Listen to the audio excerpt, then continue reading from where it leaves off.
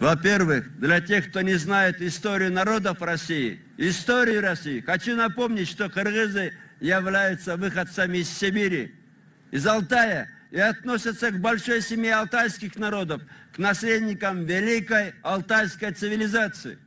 В одну языковую группу с киргизами входят ряд родственных народов Российской Федерации.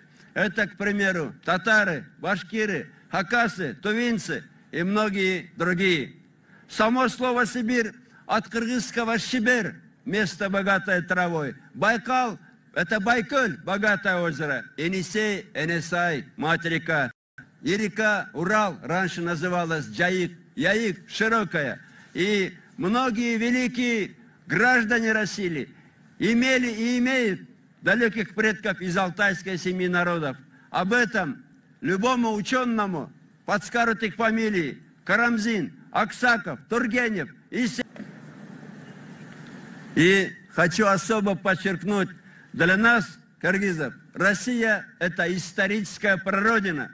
Для каждого кыргыза являются святыми слова Манас, Алтай, Энисай. Это святые слова. И наш народ, каждый кыргыз, даже самый маленький несмышленыш, с 5 лет уже знает, откуда прибыл наш великий предок. И